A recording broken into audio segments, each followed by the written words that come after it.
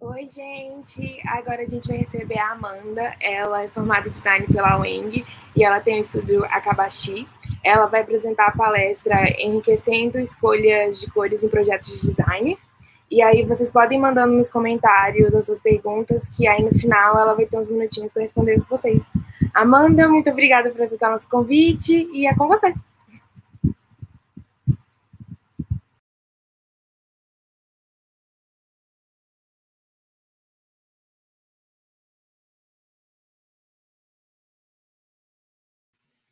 Amanda, você tá no mudo, só te avisando.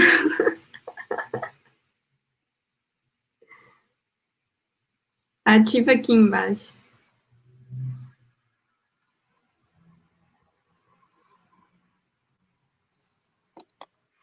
Beleza? Agora foi?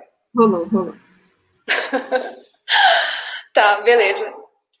Gente, minha escolha de falar sobre cor hoje é por ser, para mim, acho que no geral, a escolha mais importante, mais forte num projeto de design, incluindo ilustração, que influencia o conteúdo imagético e textual ao redor.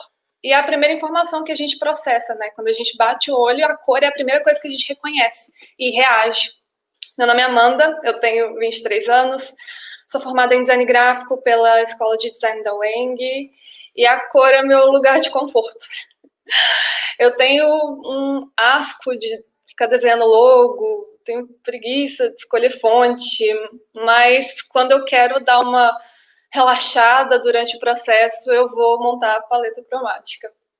E aí eu posso ficar me dedicando a isso horas, porque é tão rico, é tão cultural, mas ao mesmo tempo tão emocional.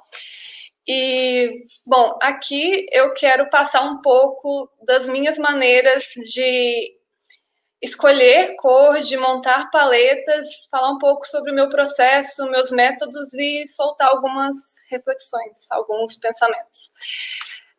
Eu não quero falar supondo que todo mundo já tem uma bagagem vasta sobre teoria da cor, então eu quero fazer alguns comentários antes. Uma coisa que eu percebo é que nossa bagagem cromática geralmente ela é muito vaga, não é muito bem trabalhada. Então parece uma escolha muito desimportante que acaba indo para a mesma tendência. Eu vou falar de azul porque remete à tranquilidade, eu vou falar de vermelho porque vermelho é força, eu vou falar de preto porque preto é sofisticado, é sério. Então, na hora de escolher, elaborar um projeto, você escolhe duas cores complementares que vão acompanhar o preto e branco, e aí toda essa variedade, toda essa vastidão de cores e de oportunidades que a gente tem cá por terra em detrimento de outras escolhas. E eu acho interessante lembrar que mesmo avaliando cores individualmente, que geralmente não é o que acontece, já que a gente fala de paleta, a gente fala de combinação, a gente fala de contraste. Mesmo falando de uma cor, a gente tem signos que variam de acordo com a matiz, que variam de acordo com o brilho, com a saturação. Então, só de bater o olho nessa comparação, você consegue entender que a tranquilidade nem sempre está no azul. A tranquilidade está nesse pastel, nessa saturação baixa, nesse brilho um pouco maior. E o sofisticado não está necessariamente no preto. Ele está nas cores mais escuras, ele está nessa combinação mais forte. E esses automatismos acabam levando a gente a escolhas muito óbvias, né? Você vai trabalhar com uma marca de comunicação, você vai lá e você escolhe um azul, escolhe um roxo. Você vai trabalhar com alimentação, laranja dá fome, vai lá e escolhe um laranja. Então você perde a ideia da cor como uma oportunidade. Você vai seguindo um caminho meio predeterminado porque você quer passar mais tempo desenhando logo, desenhando símbolo, escolhendo fonte e larga isso um pouco de lado. E eu acho isso um pequeno crime do design. Eu sou a favor de usar qualquer cor em qualquer setor, em qualquer área, a menos que seja aquela cor que é absolutamente terrível para aquele contexto. Mas eu considero que isso já acontece, porque o ápice que eu sinto é bancos usarem vermelho na marca. Então, assim, dinheiro e vermelho. Eu acho que não fica pior do que isso, então se joga, sabe? Falando sobre contraste, no geral, a gente tem algumas regras que ajudam a pensar. Quando a gente quer transmitir, reforçar muito esse sentimento único, essa única vibe, a gente acaba tendo a oportunidade de optar pela mesma matiz e trabalhar com algumas variações dentro dela, fazendo uma paleta monocromática. Quando a gente quer uma outra harmonia não muito contrastante, mas que converse bem entre elas, a gente escolhe cores análogas, que são as cores da natureza, né? Se você olha para, não sei, se olha para matas, você não vê um verde chapado, você vê variações de verde, variações de azul, você vê os laranjas de folhas, enfim, o céu também, o mar. Quando você quer realmente comunicar, chamar atenção a algum ponto e excitar mais o olhar, você vai para cores diametralmente opostas, que são as complementares, que estão em lados opostos do círculo cromático. Se você quer explorar um contraste menos complicado, menos doloroso, você pode apostar na tríade, que está um pouco entre essa complementar e as análogas, ou uma complementar dividida, que em vez de usar a cor diametralmente oposta, você usa as análogas a ela. E só de passar assim rapidamente por esses conceitos, acho que já dá para entender que quando você usa um azul junto de um verde, você não está passando a mesma coisa com azul junto de um vermelho, independente da matiz. E um detalhe que para mim faz toda a diferença é a forma como você olha e busca a cor, é a forma como você visualiza mesmo. A gente tem 2 modos de saída de cor, seja a saída de tela, que é o RGB, ou a saída de impressão, o CMYK, e também saída de cores especiais, cores Pantone, enfim. Mas só como cores de saída, elas não servem para acessar para mais nada, porque não tem nada de amigável pensar em adicionar vermelho de 0 a 255, vou colocar 43 de verde e 19 de azul para conseguir a cor que eu quero. Você não consegue pensar dessa forma.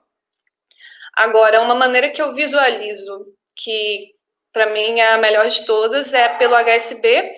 H é a matiz, que como é um círculo cromático, vai de 0 a 360 como de graus mesmo. A saturação e o brilho vão de 0 a 100. E esse é um modo de visualização que, na verdade, faz um formato de cone, sendo o mais para o centro, mais acinzentado, e aí a pontinha do cone seria o branquinho. Então, ela vai se reduzindo até conseguir alcançar o branco. Geralmente a gente escolhe cor a partir desse esquema, que você é um HSB, né? Você tem essa camadinha vertical de matizes, você escolhe uma matiz e vai brincando ali dentro. Mas eu sinceramente não acho que dá para tirar tanta coisa daí com muita facilidade. Beleza. Quando a gente trabalha harmonia, a gente tem a opção de começar do nada, do zero, ou a gente pode começar definindo uma cor. Definir uma cor não é manter essa mesma cor desde o princípio até o final. Definir uma cor é você conseguir escolher outras cores, outras alternativas para compor sua paleta de acordo com o contraste entre elas. Seria esse contraste, esses graus de distância entre uma cor e outra no círculo. Então, você pode mudar, você pode, enfim, alterar as cores individualmente ou em conjunto, mas você tem uma ideia básica do contraste que você busca. E uma ideia que me parece muito chata, na verdade, é a ideia de escolher 2, 3 cores como paleta. Você limita sua paleta porque sim, você limita por limitar. E quando a gente trabalha muito mais no digital, né, atualmente, então não tem a necessidade de uma economia de cores. Mesmo na impressão, na verdade, a menos que você vá imprimir tudo em Pantone e você vai pagar, eu não vejo necessidade nenhuma de você definir 4 cores e ficar por isso. Você pode limitar intencionalmente, se você quiser realmente reforçar aquele significado, reforçar aquela mensagem, então, beleza, isso é uma escolha de verdade, uma escolha racional e não uma limitação que você acha que está sendo imposta em cima de você. Você pode escolher realmente colorir para tornar uma peça mais viva, uma peça mais diversa, uma peça que passa várias mensagens, e você pode escolher ter várias cores, mas não necessariamente ter todas elas numa mesma proporção. Você pode escolher alguns pontos de interessância. Você pode fazer que predominantemente a peça tenha uma cor, mas tem aqui resquícios de outras que fazem toda a diferença.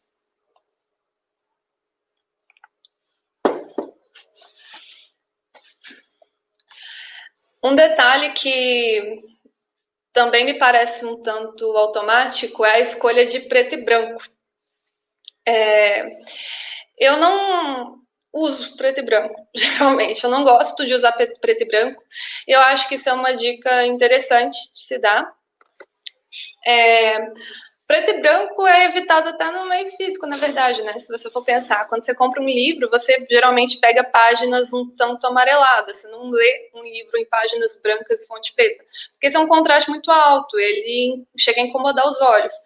Então, em vez de usar o preto e o branco, é interessante você pensar no que pode cumprir o papel do preto, o que pode usufruir da função do branco, sem ser esses dois necessariamente. A função seria basicamente ter uma saturação baixíssima, né? E ter extremos da escala de brilho. Alguma coisa baixíssima, próxima do preto, alguma coisa mais brilhante, próxima do branco. Então, pode ser um roxo acinzentado, pode ser um creme, pode ser, enfim. Essa é uma provocação que eu gosto de fazer. E mesmo se você vá trabalhar no papel, pensar nessa escolha é basicamente ter em mente que você pode não usar o preto, você pode não usar o branco, mas é só você se lembrar que as cores na impressão elas dão uma escurecida. Então, usar um roxo com papel de preto, talvez você suba um pouquinho, deixe ele um pouco mais claro, no papel escurece, tá tudo certo. E quando eu quero definir uma paleta, eu gosto de usar o Illustrator, na verdade. Eu gosto de usar o Illustrator porque eu gosto necessariamente dessa ferramenta de recolor arte. É essa daqui. Então, aqui eu tenho o HSB. E eu tenho a oportunidade de fazer a escolha com base em toquinhos, em retoques. E aí eu posso ir vendo aos poucos. Você pode arrastar a guia e ver exatamente o que você está fazendo aqui. Mas eu gosto de fazer essa escolha dessa maneira, por essas nuances que a gente não necessariamente percebe. Quando eu estou definindo cores, eu vou pensar primeiro, antes da escolha, né, o que eu quero transmitir. Então, se eu quero uma coisa mais aconchegante, mais confortável, eu vou reunindo em um mesmo lugar cores que eu sinto que transmitem essa ideia. Se eu quero uma tranquilidade, eu vou reunindo junto o que transmite essa ideia. Eu anoto por perto só para não me perder. E tem muito a ver com a sua intenção mesmo, se você quer um descanso para olhar, se você quer dar uma excitada nas vistas do usuário, enfim.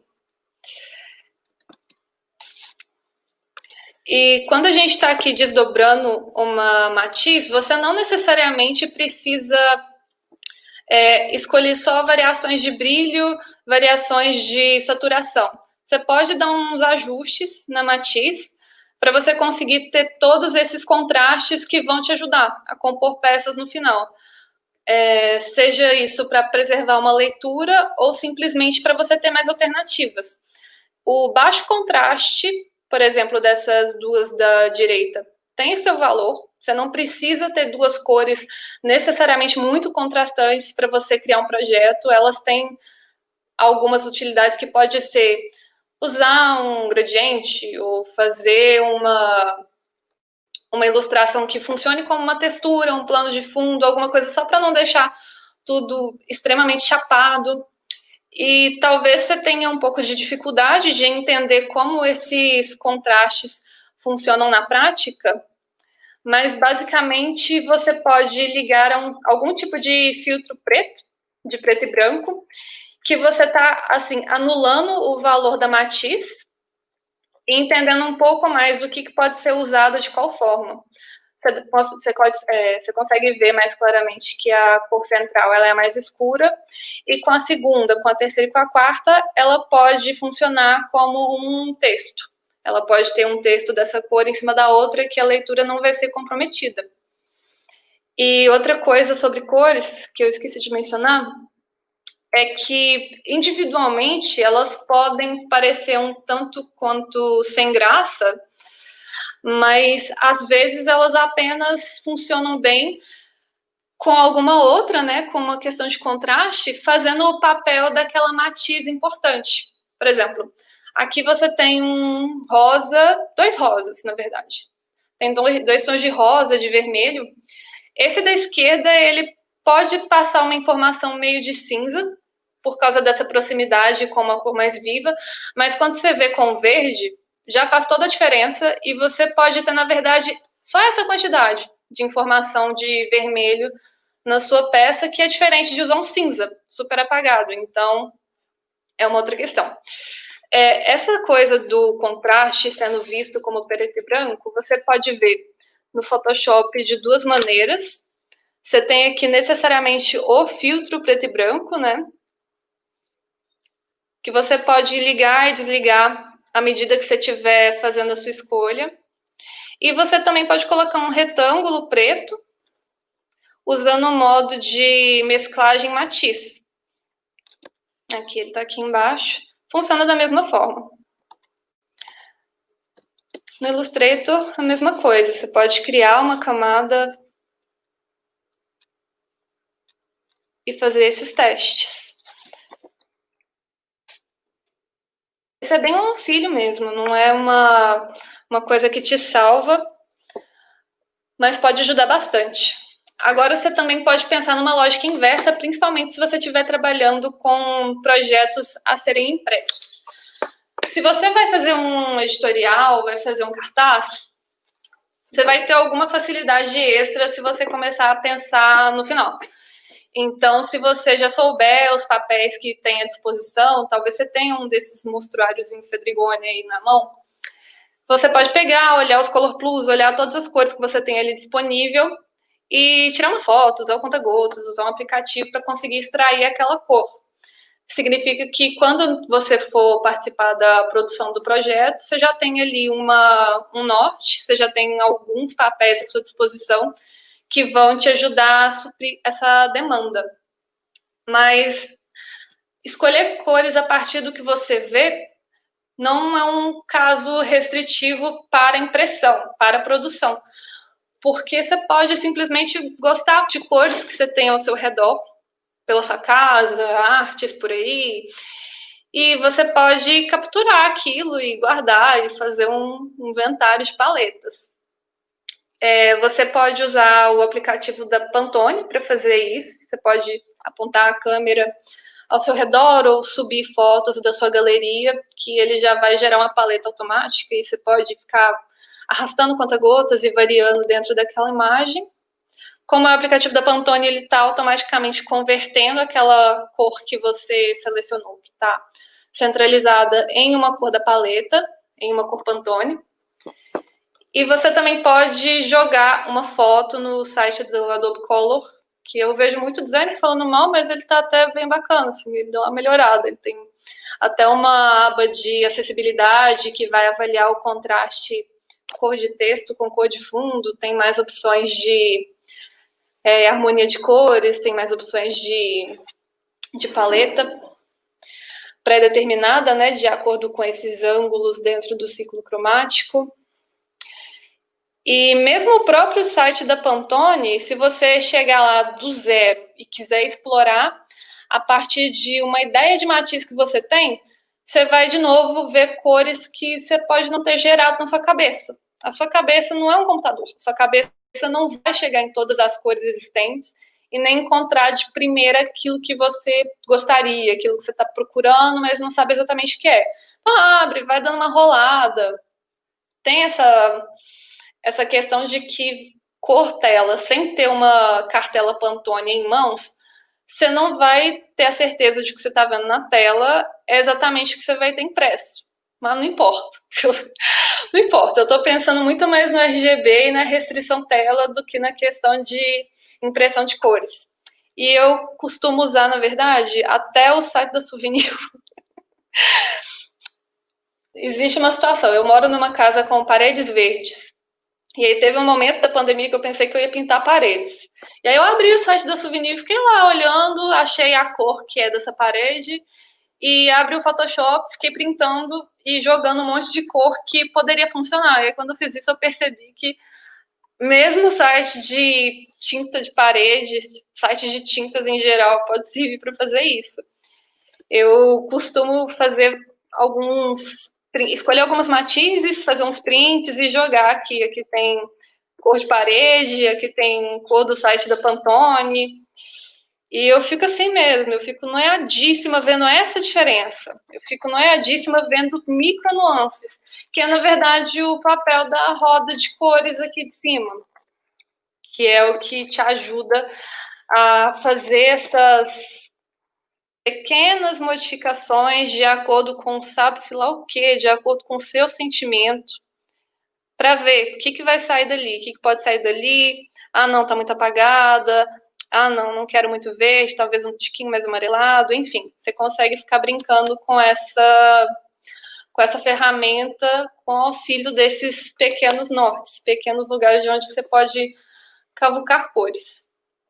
E uma outra questão que é importante, importantíssima, na verdade, é que geralmente a gente monta paleta assim. Eu falo a gente, mas enfim, né? Colocar um monte de quadradinho lado a lado, fundo branco, e é isso aí. Tudo fica lindo assim, tudo fica incrível. Mas tenta usar aquilo tudo junto, com caos. Então, uma coisa que eu costumo fazer é isso, que é basicamente sobrepor um monte de forma uma em cima da outra. Até a capa dessa apresentação, na verdade, ela foi um teste de ver como formas um pouco abstratas podem se comportar, mostrando cores junto uma das outras. Essa é uma maneira. Outra maneira é basicamente aproveitar alguma ilustração que você possa ter aí fácil em mãos e aplicar cores. Se você tiver feito no Illustrator, joia, fácil, usa ferramentas de recolorir. Se você tiver feito no Photoshop, você pode ter a ilustração com cores separadas em camadas e alterando a cor de cada camada aí de acordo. Eu gosto mais de fazer isso no Illustrator porque você tem aquela opção, vou voltar aqui, de ver se essas cores também podem mudar de lugar, se essa paleta ela é versátil mesmo. Então você fica aqui, variando, trocando elas de lugar para ver se isso daqui só funciona de um jeito específico, que aí também não dá. E aí, na hora que você estiver fazendo isso, algumas dicas que são importantes são aquelas de ver os tons de cima para ver se o contraste está legal, mudar elas de lugar. Usar aquela ferramenta do recolorir para você conseguir dar esses toquinhos que o HSL permite. E se você tiver essa visão aí da fotografia de mudar a temperatura, então do azul amarelo, e tem a questão da matiz que vai do verde para o rosa, você pode considerar também. Tem isso dentro do Photoshop mais facilmente e pode ser uma alternativa. Isso aqui é uma marca que eu tinha feito um tempo atrás, um ano mais atrás, que eu tinha feito uma padronagem e fiquei ali brincando. E acho que a ideia é essa mesmo, você ficar vendo o quanto que você consegue variar ali dentro. Agora, a paleta que eu faço de primeira, geralmente ela não fica até o fim. Eu faço muitos retoques, especialmente no Photoshop, e esses retoques podem ser, até na verdade, para dar uma juntada, uma uniformizada um pouco maior em cores. Talvez você ache que isso daqui está um pouco contrastante demais, berrante demais. Uma coisa que você pode fazer é criar uma camada de retângulos que você coloca num modo de mesclagem de matiz ou de multiply. E aí você pode ir variando a opacidade, os tons só para dar uma juntada mesmo, para fazer tudo parecer mais Não sei que outra palavra eu posso falar. Juntada, dá uma juntada em tudo.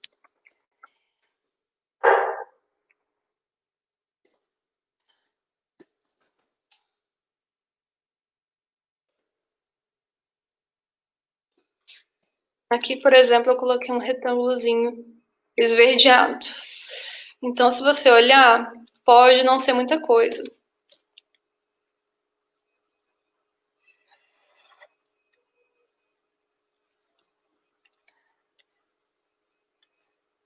Mas mantém o contraste e joga para um tom mais semelhante. Essa é uma alternativa. Então, modo de mesclagem. E uma outra forma de fazer retoque é, de novo, HSL. Mexer na matiz, mexer na saturação, mexer na luminosidade. Então, eu fiz aqui um qualquer coisa, onde você pode... Cadê?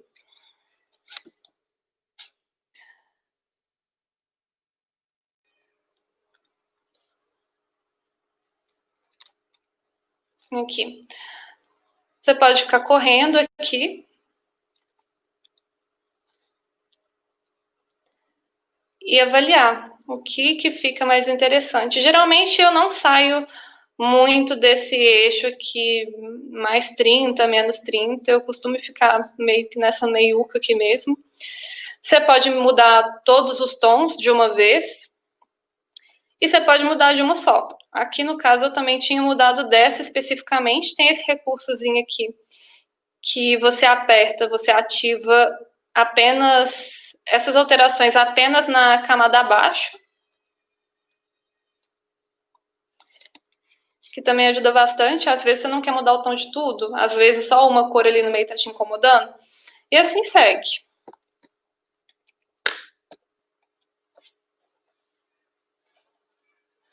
Esse aqui é um exemplo, isso era uma ilustração que eu fiz que de primeira eu achei que ela tinha muito amarelo, e aí joguei no Photoshop e deixei mais rosinha. Então o amarelo ficou mais rosinha, todas as cores puxaram um pouco mais para esse calor. Pode não fazer diferença para muita gente? Pode, mas eu vejo. Essas duas também eu deixei um pouco mais quente. E agora eu queria dar uma passada rápida só em algumas coisas bonitas, alguns bons usos que eu considero, pelo menos, de cor. Eu posso deixar esse slide lá no Discord, eu posso subir no Drive, deixar o link lá, enfim. Então não precisa preocupar de anotar os estúdios nem nada do tipo, mas tá aqui, tá sempre nesses cantinhos aqui o nome do estúdio. Enfim, paleta, imagens do projeto. Aqui, vivíssima, apesar do rosa, vermelho não ser realmente a maior proporção de cor das peças. Ele foi um complementar dividido, achei inteligentíssimo. Eu acho que eu posso ficar olhando isso o dia inteiro e foi feito de uma forma tão pensada que eu não consigo enjoar ou meu olho não arde. Aqui parece que não tem regra nenhuma, é meio que não preciso de regras, eu vou botar quantas cores eu quiser. E até tem essa questão, na verdade. Principalmente se você trabalha mais com peças de rede social, uma hora vai encher o saco. Se você estiver trabalhando com 3 cores.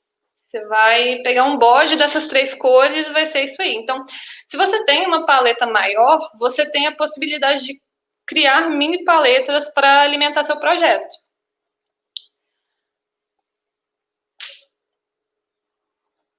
Complementares e mais uma.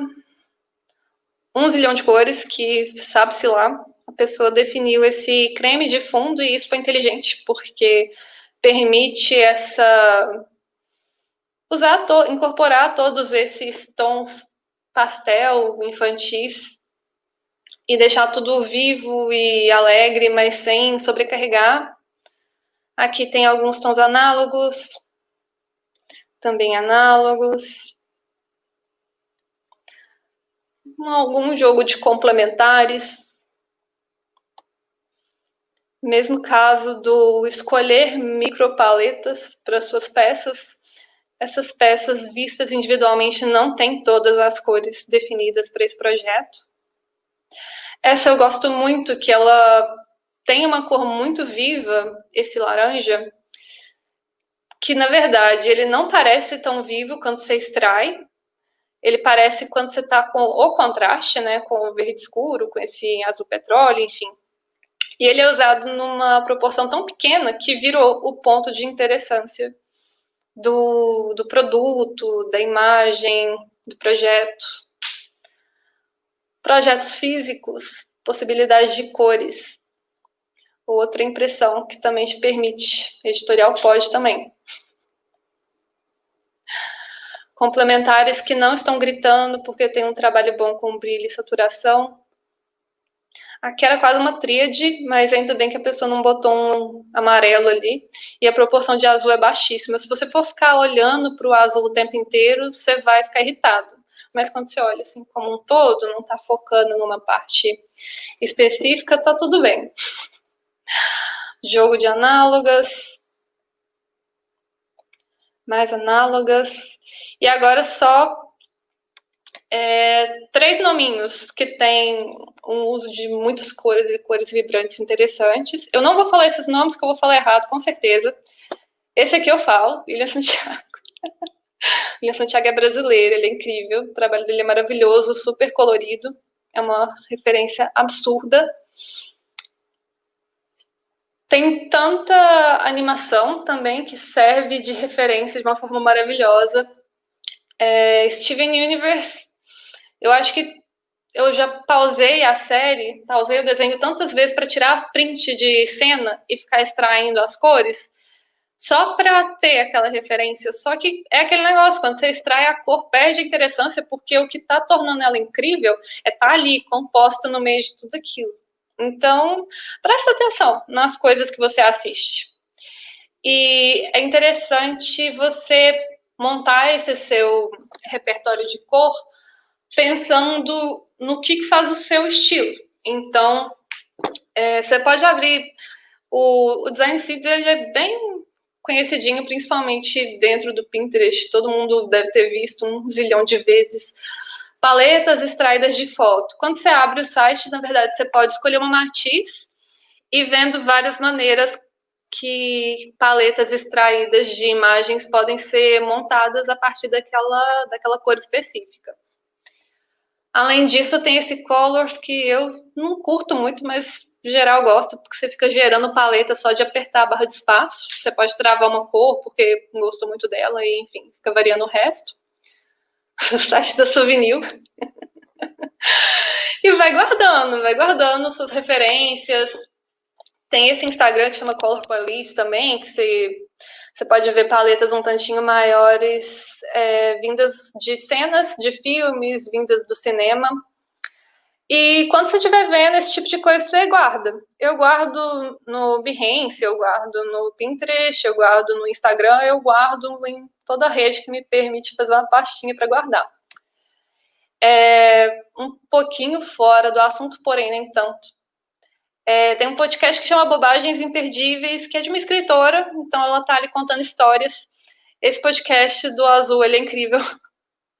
Ela conta histórias sobre a percepção de uma cor, sobre momentos da vida, momentos da humanidade em que parecia que a população não conseguia perceber cores. Então, é interessante. Apenas é interessante. Escute, é rapidinho. E é isso. Essas são minhas redes. E tô aí, à disposição. Fim. Ótimo, Amanda. As pessoas estão aqui loucas para que você dê um curso bem maior. Ah, pronto. Gente, eu tô parando. Eu parei essa apresentação aí? Parou. Ah, então tá ótimo. Vamos começar com umas perguntinhas. E a primeira pergunta que eu vou trazer aqui é da Lígia, que Natália intrigou todo mundo, que é sobre... Nossa, deixa eu achar. Cadê? Sobre a bibliografia que você poderia indicar. Bibliografia. Eu acho que a maior bibliografia que você pode ter Tá, eu vou falar uma bibliografia. Eu acho que além da Psicologia das Cores, é esse livro? Eu não lembro. Eu tenho uma questão com perguntas diretas. Eu tenho brancos. Então eu posso logo mais só abrir o Discord e jogar alguma coisa por lá. Mas uma ideia que eu queria soltar, não sei se alguém aí gosta de tarô, mas quando você aprende a tirar cartas, você tem manuais, você tem livros, você tem lugares onde você pode acessar alguns significados, algumas dicas. Mas uma coisa que todo tarólogo fala depois é que você precisa sentar com as cartas e dar uma meditada com elas. Você tem que olhar para aquelas cores, você tem que olhar para aqueles signos e você tem que parar e perceber o que aquilo está te transmitindo. Então é isso. Você pode super olhar um livro e ver ele discorrer sobre um tanto de informação, mas é importante que você explore essa capacidade emocional da cor e ver como que ela te atinge. Então, mais tarde eu jogo lá no Discord uma bibliografia. Gente, quem não é inscrito no R para ter acesso ao Discord, dá para se inscrever no nosso site. E quem tem, já recebeu por e-mail o link para o Discord. Agora uma pergunta do Felipe. Amanda, a dica do filtro PIB é ótima mesmo. Você tem alguma dica para balancear o uso desses valores tonais com equilíbrio no projeto, principalmente quando a paleta é maior? Bom, quando você tem uma paleta grande, você provavelmente não vai usar todas de uma vez em peças específicas, porém, quando você tem que dosar mesmo onde elas aparecem, porque elas, mesmo estando no mesmo lugar, numa mesma tela, numa mesma peça, elas não vão estar todas se esbarrando. Isso acho que não é nem possível, pensando assim na extensão de uma paleta. Então, isso é uma coisa para se avaliar mesmo. Às vezes, se você tiver, por exemplo, fazendo um site. Então, no site você tem uma parte que é assim, o suprassumo da importância, você quer que todo mundo olhe para aquilo. Então, ali você pode dar umas enriquecidas em questão de quantidade e vibração das cores, seja elas bem equilibradas, estando assim meio que na mesma proporção, ou com pontinhos, né? Com pontinhos mais raros. Nossa, tem uma coisa chata que o meu Behance está pitando notificação. Eu esqueço de tirar esses negócios daqui. É a aclamação, amiga. Mas acho que é isso. Não sei se eu respondi. Eu respondi? Respondeu. Agora eu tenho uma pergunta pessoal e vou usar do meu privilégio para fazer. Quanto tempo que você gasta, que você dedica para o projeto, para a parte de cor? Então, eu não uso a parte de cor como um bloco de tempo. Eu faço isso o tempo todo.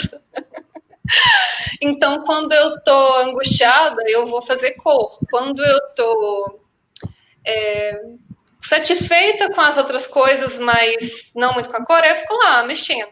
Aplico cor em, sei lá, papelaria, vou lá e mexo de novo. Então, eu vou mexendo ao longo do tempo, porque tem essa questão de enjoar também. Você enjoa do próprio projeto enquanto você está olhando, ou você tem uma ideia melhor.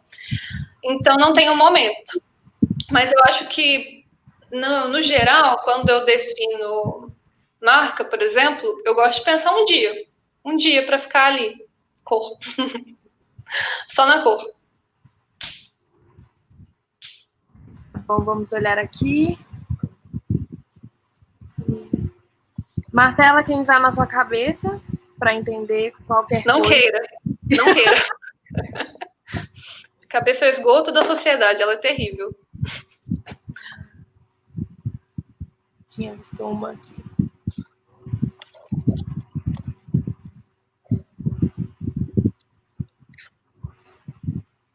Maria Eduarda te pediu os slides, a Amanda vai deixar lá no Discord.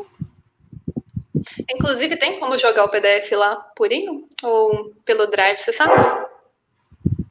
Vou estar perguntando aqui nos bastidores. A nossa voz de Deus vai responder para a gente daqui a pouco, porque eu não sei essa informação. Maria Clara, com você.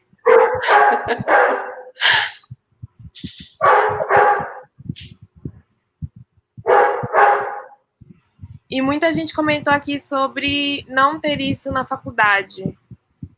como que foi com você a questão de a teoria da cor da Weng, na hora que você foi para o mercado para aplicar?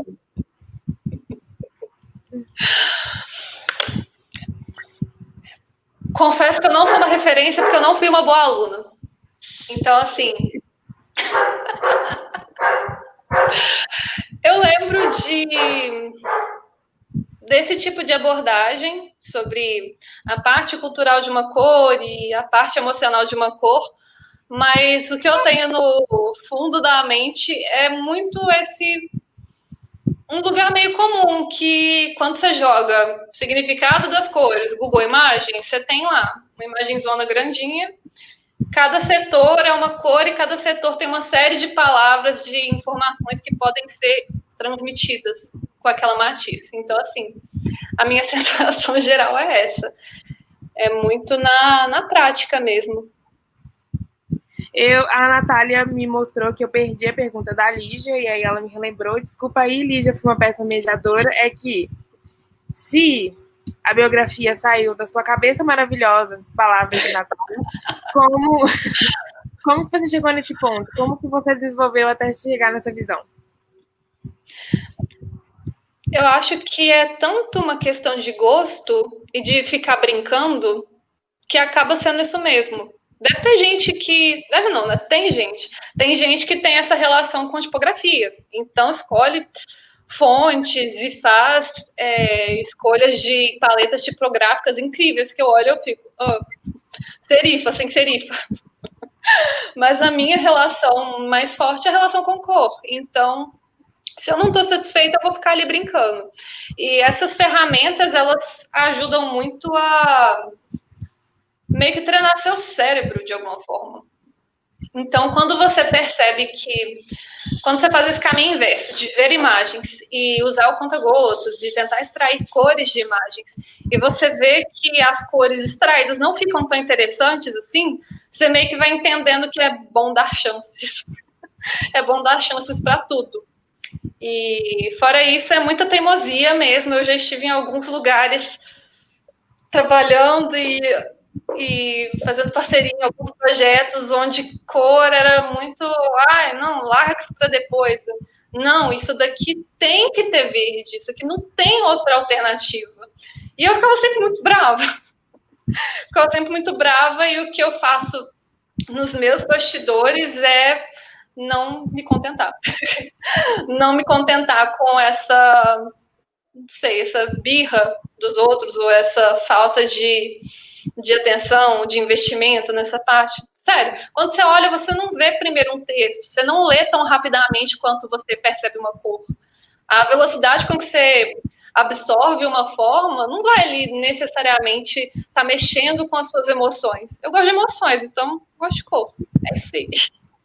Isso vai com a pergunta que o Marcelo fez, se você já teve que defender uma paleta para o cliente. E como é que foi essa situação? Alguém que não gostou. Nunca aconteceu, né? Todo mundo ama. Eu acho que ninguém nunca não gostou. É isso, gente. Desculpe os haters, mas eu não fiz isso. Assim, eu acho que só dentro de estúdio, mas quando você está dentro de um estúdio, a voz que conta é a voz do chefão. Então, eu não defendo para chefe, não. Eu defendo para cliente.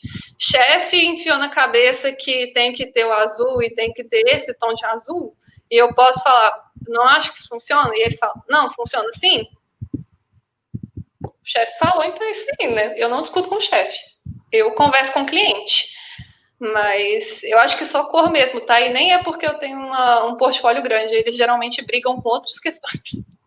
Geralmente, essa fonte, não sei, esse símbolo, sei lá o quê. Então, eu acho que cor, fazendo essa narrativa mesmo, storytelling, menino, você faz a narrativa explicando a escolha da cor, explicando que isso daqui mexe com essa emoção, então talvez você não esteja apaixonado pela ideia do lilás com o marrom, mas você consegue entender dentro de você que o lilás e o marrom juntos têm essa função, não sei o quê. Então, é um pouco mais difícil de contestar, eu acredito. Posso estar errado também. Para quem tava a dúvida lá do PDF, o Rafa já respondeu pra gente e tem como você mandar o PDF no Discord. Agora, a Ana Beatriz respondeu se você usa e existe alguma técnica para baixo contraste que não afete a legibilidade para pessoas daltônicas. Pelo que eu entendo, o daltonismo não é único, então não existe um tipo de daltonismo, afeta diferentes cores, porque são vários os cones da sua visão. Então, eu geralmente prezo numa leitura em que há uma cor mais neutra, de certa forma, quando eu quero realmente usar um texto que não seja, sei lá, só a aplicação de um título ou só uma aplicação de uma marca em superfícies, eu tendo a, pelo menos, escolher uma cor neutra, seja o roxo acinzentado no lugar do preto, enfim, uma cor que não tenha uma grande saturação. E aí a saturação, ela aparece sempre em fundos mais neutros também. Se eu tenho um pequeno texto mais vibrante, o fundo ele vai ser mais creme. Então, o contraste em si, eu acredito que ele não fique prejudicado para daltônicos.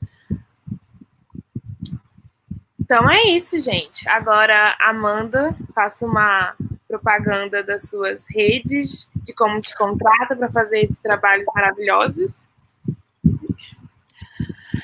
Gente, vocês podem me encontrar pelo site Akabashi. Só que Akabashi é Akabashi, tá? Não é abacaxi, não é a fruta. Você troca o C pelo B. Então, você tem akabashi.com.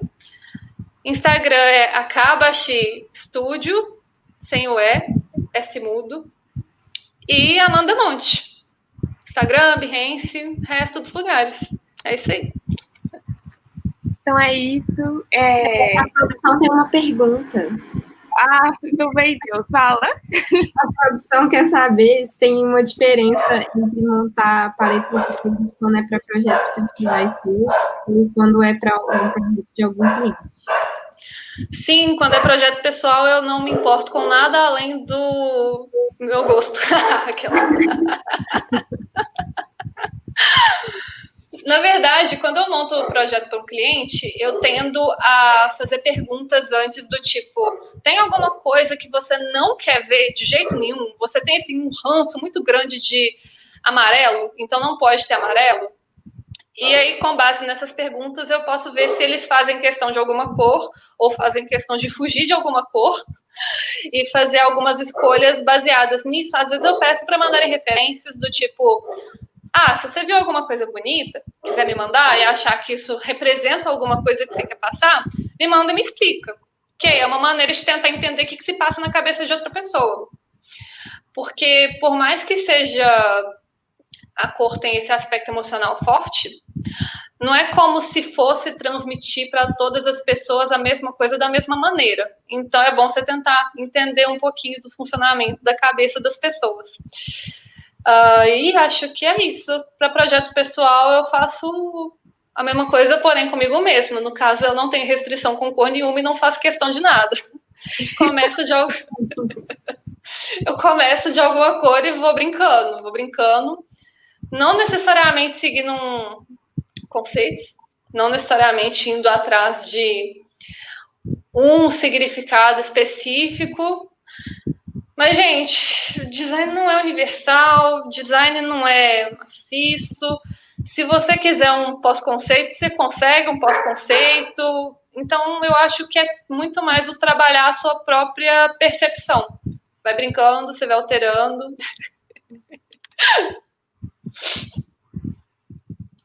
Só que o Iago chegou aqui.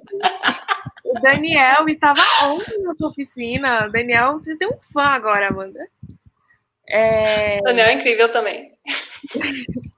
O Iago chegou aqui, ele só perguntou uma coisa que eu também fiquei curiosa, que é quando você vai ilustrar, porque a Amanda é uma ilustradora incrível também, a cor vem antes ou vem junto? Como que você decide? Quando eu ilustro, eu faço um sketch E depois, quando eu estou aplicando as cores, eu faço isso que é mexer o tempo inteiro.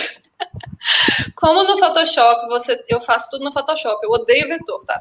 Então, para mim, tudo é Photoshop.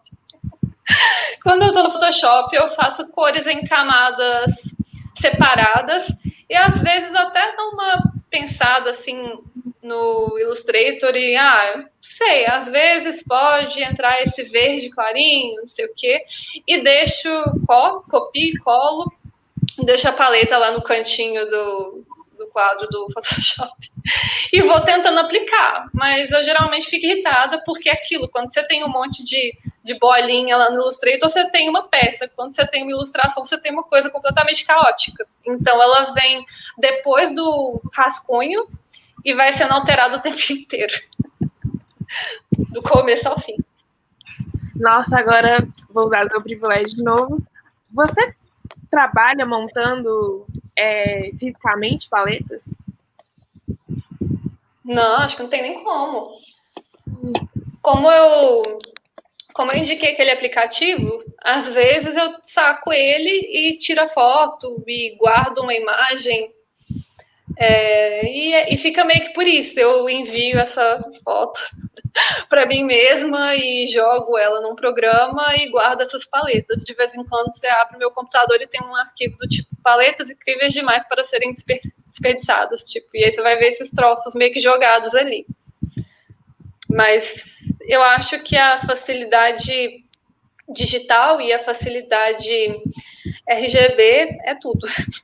A facilidade RGB, assim, né? RGB como formato de saída. A facilidade HSB.